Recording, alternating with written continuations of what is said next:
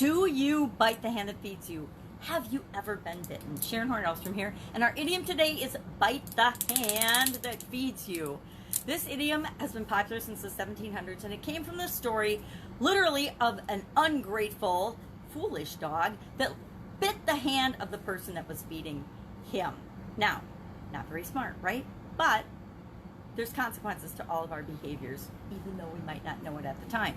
So this idiom was, of course, extended to include people who go do anything and go out of their way to actually turn against or cause harm to somebody that's helped them in any way, shape, or form.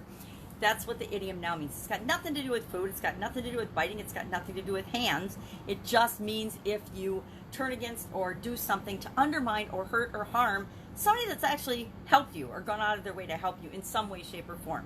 Now, who among us has never talked about somebody behind their back, gossip, spread a rumor, shared information that they may or may not know was true about someone, talked about their boss, criticized the company or the business or that they work for, criticized or commented on politics, the country we live in, the government, the way things are, some business or something that provides us a product or service.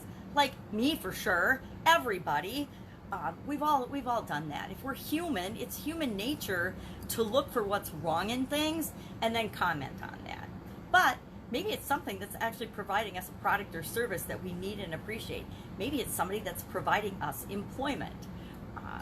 I learned early on, probably back in school, probably even in grade school, that talking about someone behind their back, especially if they're a friend or have been friendly to you or kind to you or done anything for you in the past, is a mistake. I mean, I don't remember the exact situation or who it was now, but I remember I was talking about something or someone and the person was standing right behind me.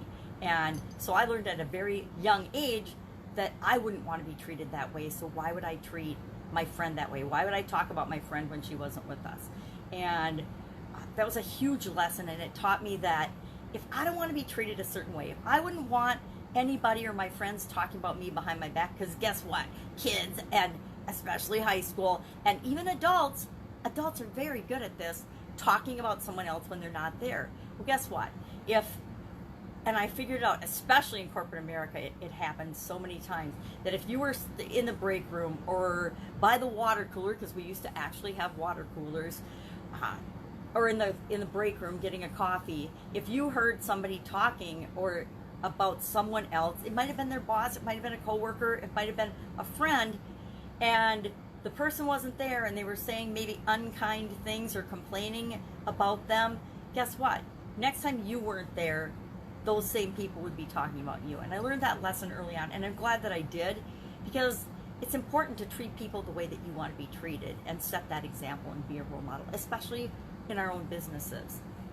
Have you ever been bitten by somebody undermining you or turning against you or talking behind your back? Maybe you trained your biggest competitor. That happens all the time in business. Maybe you helped someone and that person turned out and did something to harm you in some way, shape, or form. I picked him. I went along with picking a particular business partner who turned around and came up with ways to harm myself and my ex-husband in ways that I could not even fathom. The things that this person did to hurt and undermine, me personally and my ex-husband as well, but mostly I took the brunt of it, which is fine. I have broad shoulders, I could do it, but huge lesson learned there about helping people and them not necessarily knowing even that you've helped them, and they definitely don't appreciate it. So I've been on both sides of this coin, both sides of this situation. Again, learned early on, hey, I treat people the way I want to be treated, because it feels bad when people find ways to hurt you, especially when you don't even know that you've given them a reason, and lots of times you haven't given them a reason to want to do you harm in any way, shape, or form. There's just so many examples of this, and that we see so much of this behavior all around us right now. Think politicians. Politicians are supposed to be out there to help us all, right? We elect them to represent us in our government and set things up so that we're successful. Yet, how often do they turn on the very people that have elected them as soon as they get elected and just follow their own self-serving interests? It's happened so many times, it almost is expected. It's almost normal and expected behavior. When do we start tolerating such ridiculous behavior? I suppose whistleblowers would be another example of biting the hand that feeds you, but I'm kind of on the side of whistleblowers. If something isn't right and it goes against your values or your morals or your beliefs, I think you need to speak up against that and say, and remove yourself from the situation and say, this is what happened and it's wrong and everybody knows it's wrong, so we shouldn't tolerate it anymore. You know, any kind of abuse or over control or abuse of power especially, I think it needs to be called out. But that's my beliefs, that's my values. So how do we deal with people that bite the hand that feeds them, or us being a person that has in the past bitten the hand that fed us in some way, shape, or form? I would say criticizing against your parents when you're a kid, or undermining your parents in some way, shape, or form, which what teenager, what kid hasn't done that, or done, you know, something that got them in trouble, and then you're complaining about your parents because you're grounded. That's kind of biting the hand that feeds you, right? Your parents are feeding you, probably sheltering you, and if you're complaining about them, or I would contend that any bitching, whining, complaining, or acting like a victim, those are all examples of usually biting the hand that feeds us. So how do you deal with that? What do you do in your business to make sure that you're not creating a culture that is predicated on people not treating one another right?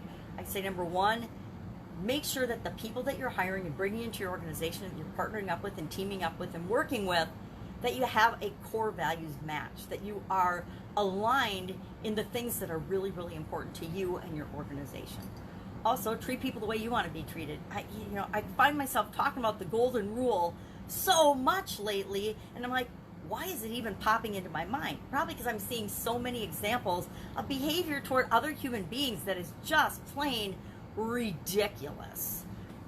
And the other thing to keep in mind is that we want to be solution focused. All of us notice the problem. The problem's thrown in our face a million times a day by the media, by other people, by things. But as long as we're focusing on the problem, guess what? Our attention is being sucked out of us and our energy is being sucked out of us, and we're contributing to the problem. As soon as we make that switch and become solution focused, we become part of the solution instead of part of the problem. And the more that we do that, the more it helps not only our businesses, but our lives, and to make the world a better place. So make sure that you've got a values and a core values and a principles match. Make sure that you're treating people the way you want to be treated, and be solution focused, and see how little you notice the biting the hand that feeds you behavior. So our idiom for today, I love this one. Like I said, I don't know that I've ever said, don't bite the hand that feeds you. Although I might have said that to my kids sometime when they were complaining about me disciplining them because they might have done something that was across the line. So love to know your experience with this idiom. Also love to know if there's an idiom that you would like me to do some research on and to look into, and put a little share and spin on it with respect to how we build and grow and supersize our businesses with respect to anything, any idiom, what it means, where it came from, and how you might use it in your business today. Have an awesome day. Don't go biting anybody. Don't get bitten. And I will, of course, be with you tomorrow.